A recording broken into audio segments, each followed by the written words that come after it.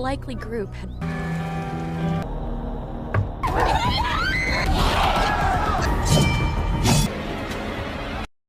Welcome dear rockets. आज हम देखने वाले हैं हाल ही में रिलीज हुई मूवी अनह्यूमन। मूवी की शुरुआत में हमें स्कूल पढ़ने वाली एवर नाम की एक लड़की दिखाई जाती है जो अपनी माँ के लिए दोपहर का खाना पैक कर रही है। उसकी माँ देखती है कि एवर थोड़ा परेशान है, इसलिए वो उससे बात करने की कोशिश करती है, लेकिन एवर अपनी माँ से कहती है कि माँ मैं ठीक हूँ। फिर एवर की माँ अपने काम पर चली जाती है और एवर अपने खाने के लिए बैग में केला रख लेती है। तभी उसके बाहर से कार के हॉर्न की आवाज आती है और घर के बाहर उसकी सबसे अच्छी दोस्त तमारा अपनी कार में उसका इंतजार कर रही होती है। अब एवर कार में बैठ जाती है और तमारा एवर से शिकायत करती है कि तुमने इतने ज्यादा कपड़े क्यों पहने हैं, तुम्हें थोड़े कम कपड़े पहनने चाहिए ताकि लोगों का ध्यान तुम पर ज्यादा जाए। तमारा बहुत खुश होती है क्योंकि आज वो स्कूल की तरफ से कहीं घूमने जाने वाले हैं। फिर वो एवर से अपने कुछ नए दोस्तों के बारे में बात करने लगती है। तभी एवर कहती है कि मुझे तुम्हारे नए दोस्तों के बारे में बात करने में कोई शौक नहीं है। उसके बाद एवर तमारा को गाड़ी रोकने के लिए कहती है, लेकिन तमारा बातें करने में इतना खो जाती है कि वो गाड़ी नहीं रोकती। एवर उसको रोकने की कोशिश करती है, तभी वो साइकिल पर सवार रैंडल नाम के एक लड़के को गाड़ी से टक्कर मार देती है। अब एवर रैंडल को देखने के लिए कार से बाहर निकलती है और उसके पीछे पीछे तामरा भी आ जाती है।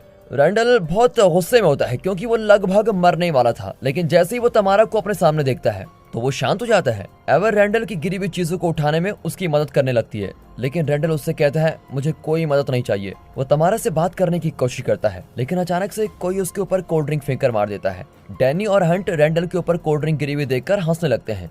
तभी डैनी की गर्लफ्रेंड जैसी तमारा से कहती है तुम्हारे कपड़े अच्छे लग रहे हैं, और ये सुनकर तमारा रैंडल को छोड़कर जैसी पर ध्यान देने लगती है। डैनी हंसते हुए वहां से निकल जाता है और एवर रैंडल से पूछती है तुम हमारे साथ स्कूल तक चलना चाहोगे, लेकिन तमारा मना कर देती है और कहती है कि मेरी कार में जगह नहीं है। फिर तमारा अपनी कार में जाकर बैठ जाती है और एवर वहां से जाने से पहले एक बार फिर रैंडल से माफी मांगती है। सभी स्टूडेंट्स बस में चढ़ जाते हैं और मिस्टर लोरेंजो सभी से उनके फोन को एक बैग में डलवा देते हैं। एवर उनसे कहती है कि मेरे पास फोन नहीं है, और ये सुनकर मिस्टर लोरेंजो उसका मजाक उड़ाते हैं। वो बस में चढ़कर तमारा के पास जाकर बैठ जाती है। एवर तमारा को डांटती है कि तुमने रैंडल पर ध्यान क्यों नहीं दिया, लेकिन वो कहती है कि मैं उसको बहुत पहले से जानती हूँ। रैंडल फिर बस में चढ़ता है और डैनी उसकी गंदी शर्ट होने की वजह से उसका मजाक उड़ाता है। फिर जैसी कैंडेंस नाम की एक लड़की से बात कर रही होती है और जैसी उससे कहती है कि तुम्हें काली लिपस्टिक लगानी चाहिए। कैंडेंस उसके सुझाव के लिए उसका शुक्र अदा करती है, लेकिन वो जल्दी समझ जाती है कि जैसी उसकी बेसिस की वजह से उसका मजाक उड़ा रही है। रेयान बस में चढ़ता है और जब रेयान डैनी को घूरता है तब डैनी थोड़ा परेशान हो जाता है। अब उनका सफर शुरू हो जाता है और कुछ देर बाद लोरेंजो अपनी नींद से उठता है और देखता है कि बस गलत दिशा में जा रही है। वो ड्राइवर को बस रोकने के लिए कहता है, लेकिन ड्राइवर गुस्सा हो जाता है क्योंकि लोरेंजो उसको धमकी दे रहा होता है कि तुम ऐसा नहीं करोगे तो मैं तुम्हारी शिकायत कर दूंगा। अब इस सब के बीच ड्राइवर का ध्यान रोड से हट जाता है और वो किसी को बस से टक्कर मार देता है। बस के शीशे पर खून फैल जाता है और बस जंगल में एक पेड़ से टकरा जाती है। कुछ स्टूडेंट्स को एक्सीडेंट की वजह से छोटी मोटी चोट लग जाती है, लेकिन कोई भी बुरी तरह से घायल नहीं होता। तभी बस के दरवाजे को कोई जोर जोर से बजा रहा होता है और सभी स्टूडेंट से सुनकर बिल्कुल चौंक जाते हैं। फिर बस के रेडियो पर एक खबर आती है कि पूरे शहर में किसी तरह का केमिकल फैल गया है। एक अजीब सा आदमी अपना हाथ बस की खिड़की पर रखता है, जिसको देखकर सभी स्टूडेंट्स डर जाते हैं। वो बस के मेन दरवाजे पर खड़ा होता है और दरवाजे को जोर जोर से बजा रहा होता है। अब लोरेंजो ड्राइवर को दरवाजा खोलने के लिए कहता है, लेकिन ड्राइवर दरवाजा खोलने से मना करता है। लोरेंजो ड्राइवर की ये बात सुनकर गुस्से में आ जाता है और वो ड्राइवर को बहुत बुरा भला कहने लगता है। फिर उसको जबरदस्ती दरवाजा खोलना ही पड़ता है। सभी स्टूडेंट्स डर की वजह से बस के आखिर में चले जाते हैं। अब एक अजीब सा आदमी लोरेंजो पर हमला कर देता है और उसकी गर्दन को अपने दांतों से काट लेता है। सभी स्टूडेंट्स डर के मारे चिल्लाने लगते हैं और बहुत से स्टूडेंट्स बस के पीछे के दरवाजे से बस से बाहर निकल जाते हैं। एवर कैंडेंस को बचाने की कोशिश करती है, लेकिन वो आदमी उसे बस के अंदर घसीट लेता है। अब बचे हुए स्टूडेंट्स जंगल के अंदर भाग रहे होते हैं और सोचते हैं कि आखिर वो आदमी है कौन। रैंडल उन्हें सुझाव देता है कि उन सभी को छुपने के लिए पास की एक बिल्डिंग में जाना होगा जहां पर वो सेफ रह सकते हैं। अब जैसे ही वो उस अजीब से आदमी की आवाज को सुनते हैं, वो दोबारा से भागना शुरू करते हैं। डैनी भागकर एक बिल्डिंग के अंदर चला जाता है और वो एक मरे हुए घोड़े से जाकर टकराता है। वो उठता है तो दूसरों के साथ भागते हुए जंगल में चला जाता है। अब भागते भागते वो सभी एक अजीब सी बिल्डिंग में जाकर पहुंचते हैं और रैंडल और स्टीवन उनसे कहते हैं कि वो अजीब सा आदमी कोई और नहीं बल्कि एक ज़ॉम्बी है। डैनी कहता है कि वो आदमी कोई ज़ॉम्बी नहीं है, और तभी उन सभी को उस आदमी की आवाज फिर से सुनाई देती है। वो सभी अलग होते हैं और हथियारों को ढूंढने लगते हैं। तमारा, जैसी और डैनी एक साथ जाती हैं और हंट, एवर, रैंडल और स्टीवन एक साथ जाते हैं और उनको एक कमरे में कुछ अजीब से हथियार मिलते हैं। डैनी रैंडल का हथियार छीन लेता है और वो मेन दरवाजे की निगरानी के लिए उसका इस्तेमाल करता है। तभी अचानक से स्टूडेंट्स को बाहर से किसी की चिल्लाने की आवाज सुनाई देती है। अब वो समझ जाते हैं कि कैंडेंस को मदद की जरूरत है। एवर सभी से कहती है कि उन्हें कैंडेंस की मदद करनी चाहिए, लेकिन बाकी सभी उसकी बात से सहमत नहीं होते। अब ज़ॉम्बी एक कार के ऊपर खड़ा होता है और जैसे वो कैंडेंस की ओर बढ़ता है तभी एवर कैंडेंस का ध्यान खींचने के लिए चिल्लाती है। अब बस का ड्राइवर भी एक ज़ॉम्बी में बदल चुका है और दरवाजा तोड़कर वो अंदर आता है और सभी ड्राइवर को देखकर भाग जाते हैं। दूसरा ज़ॉम्बी भी बिल्डिंग में घुस जाता है। ज़ॉम्बी स्टूडेंट्स का पीछा करता है और वो सभी भागते हुए खुद को एक कमरे में बंद कर देते हैं। अब एवर कमरे की लाइट्स ऑन करती है और तभी रेयान कमरे में आकर बाकी सभी को चौंका देता है। रेयान बाकी सभी को बताता है कि कैसे सभी लोगों पर ज़ॉम्बी ने हमला कर दिया है और जिन भी लोगों को ज़ॉम्बी ने काटा है वो सभी बहुत ही अजीब व्यवहार कर रहे हैं। तभी रेंडाल कहता है कि जिन लोगों को ज़ॉम्बीज ने काटा है वो सभी भी ज़ॉम्बीज में बदल रहे हैं। अब ज़ॉम्बीज दरवाजा तोड़कर कमरे में घुस जाते हैं और रेंडाल उन सभी की वहां से बाहर निकलने में मदद करता है। इसी बीच हंट ज़ॉम्बीज से लड़ता है, जबकि डैनी पहले तो थोड़ा हिचकिचाता है लेकिन बाद में वो हंट की मदद भी करता है। आखिरकार वो ज़ॉम्बीज हंट को लेकर चले जाते हैं और डैनी एवर को बचाता है और वो वहां से भाग जाते हैं। अब वो सभी भागते भागते एक अजीब से कमरे में पहुंचते हैं और डैनी सभी को बताता है कि ज़ॉम्बीज हंट को लेकर चले गए हैं। डैनी एवर पर आरोप लगाता है कि हंट के साथ जो कुछ भी हुआ है उसके लिए तुम आरोपी हो और ये सब सिर्फ हम लोगों के साथ ही नहीं हो रहा है। वो सभी कमरे को अच्छे से देख लेते हैं और उनको कमरे के अंदर कुछ पुतले दिखाई देते हैं जो बिल्कुल उनकी तरह दिख रहे होते हैं। ड्राइवर कमरे का दरवाजा तोड़कर अंदर घुस जाता है और डैनी ड्राइवर को नीचे गिराता है और उसको मारने भी लगता है। इसी बीच एवर को ड्राइवर की जेब में एक लेटर मिलता है और वो उसको अपने पास रख लेती है। डैनी अचानक से अब अजीब सा बर्ताव करने लगता है और कहता है कि मेरा शरीर ठंडा है। फिर डैनी एक पुतले से जैकेट ले लेता है और उसको पहन लेता है। रेंडाल समझ जाता है कि डैनी को ज़ॉम्बी ने काट लिया है। फिर डैनी कमरे से भागकर निकल जाता है और सीढ़ियां चढ़कर दूसरी मंजिल पर चला जाता है। डैनी का व्यवहार अब बहुत चिड़चिड़ा होने लग जाता है और वो रियान के वजन के लिए उसकी बेइज्जती भी करता है। इसी बीच ड्राइवर एक बार फिर से दरवाजा तोड़कर कमरे में आता है। रियान उसके रास्ते से हट जाता है और ड्राइवर डैनी को खिड़की से धक्का दे देता है। सभी डैनी और ड्राइवर को नीचे जमीन पर गिरे हुए देखते हैं और तभी अचानक से डैनी अजीब तरह से उठता है और वहां से भाग जाता है। रेंडाल कहता है कि हम सभी के लिए बिल्डिंग छोड़ना बहुत ही खतरनाक है और हमें खुद को इस बिल्डिंग में बंद कर लेना चाहिए। एवर मना करती है और कहती है कि हम सभी को भूखा रहना पड़ेगा क्योंकि हम में से किसी के पास भी खाने पीने के लिए कुछ भी नहीं है। वो कहती है कि हमें बिल्डिंग से बाहर निकलना चाहिए क्योंकि बाहर हमें मदद मिल सकती है। और तभी रेंडाल एवर से पूछता है कि तुम ही बताओ हमें क्या करना चाहिए।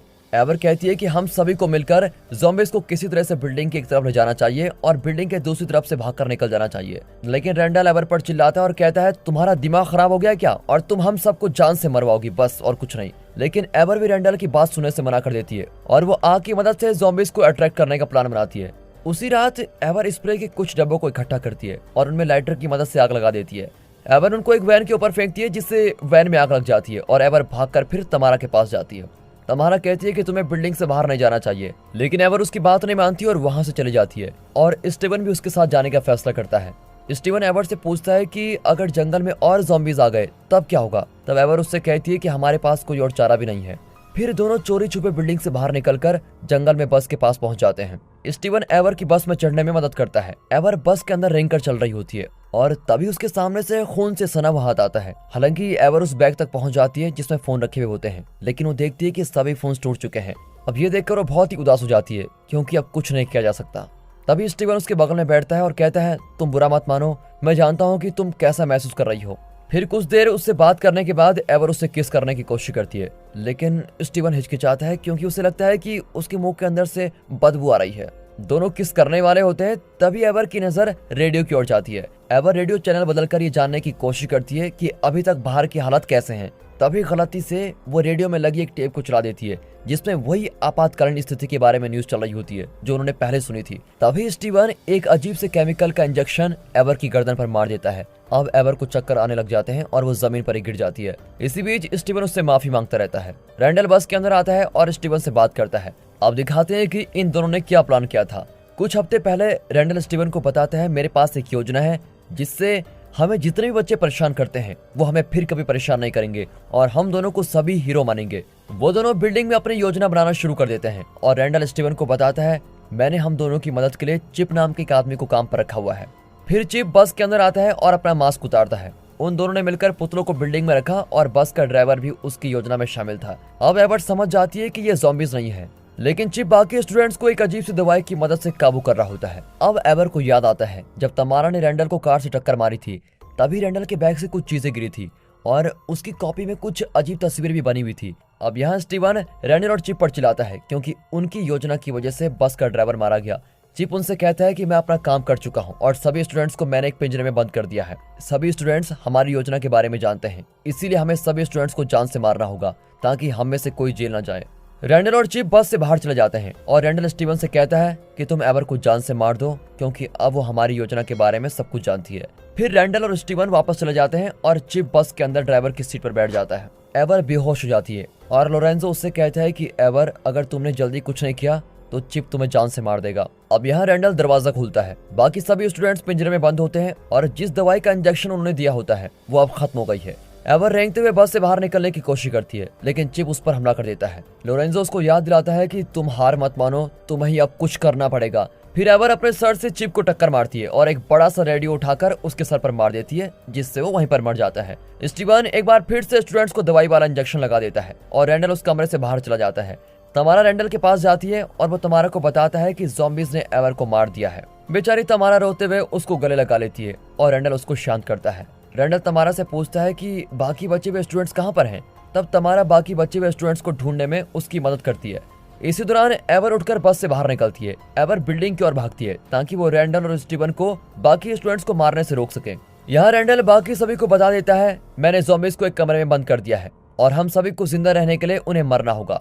रैंडल सभी को हथियार देता है और इसी बीच एवर उस कमरे में पहुंच जाती है जहां स्टीवन होता है। रैंडल दरवाजा खोलता है और बाकी सभी बचे हुए स्टूडेंट्स हमला करने वाले होते हैं कि तभी एवर उन्हें हमला करने से रोक देती है और उन्हें बताती है ये सब स्टीवन और रैंडल की चाल है ताकि वो हम सभी को मार सके। तमारा को एवर पर विश्वास होता है और वो अपने पैड से रैंडल के सर पर मारती है।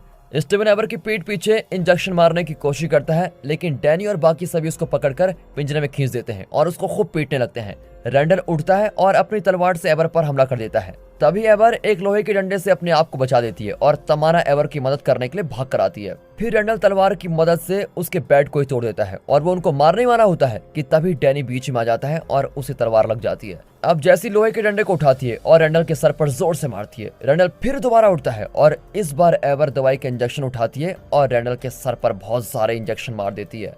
फिर वो रैंडल को सीढ़ियों से धक्का दे देती है और तमारा भागकर एवर के पास आती है। रैंडल फिर से कमरे में आता है और इस बार दवाई की वजह से वो एक ज़ॉम्बी में बदल चुका है। फिर सभी लड़कियां उठती है और रैंडल को खूब पीटने लगती है। जब रैंडल उनसे लड़ने लगता है तभी रेयान रैंडल से लड़ने लगता है। अब एवर तलवार उठाती है और रैंडल को खत्म कर देती है। अब अगली सुबह देखते हैं तो सभी स्टूडेंट्स अपने बीच सारी लड़ाई खत्म कर देते हैं और एक साथ बिल्डिंग से बाहर निकलते हैं। डैनी हंट को बताता है कि रियान और मैं बहुत ही अच्छे दोस्त थे जब हम मोटे थे, लेकिन जब मैंने अपना वजन कम कर दिया तब मैं थोड़ा मतलबी हो गया और रियान से दोस्ती खत्म कर दी। एवर और तमारा एक साथ बैठे होते हैं और तमारा एवर से कहती है, मुझे माफ कर दो क्योंकि जब तुम्हें मेरी सबसे ज्यादा जरूरत थी तब मैंने तुम्हारा साथ नहीं दिया था। एवर उसको माफ कर देती है। अब सभी स्टूडेंट्स बस के पास वापस जाते हैं और कुछ ही देर की मेहनत के बाद वो सभी बस को ठीक भी कर देते हैं। अचानक से लोरेंजो उठता है और सभी को चौंका देता है। और दोस्तों यहाँ पर ये मूवी खत्म होती है। दोस्तों अगर वीडियो अच्छी लगी हो, मूवी अच्छी लगी हो, एक्सप्लेनेशन अच्छा लगा हो, वीडियो को लाइक कर दें, चैनल को सब्सक्राइब करना बिल्कुल ना भूलेगा। बाकी मिलते हैं अगली वीडियो में, तब तक के लिए गुड बाय, अपना ख्याल रखिए and finally thanks for watching.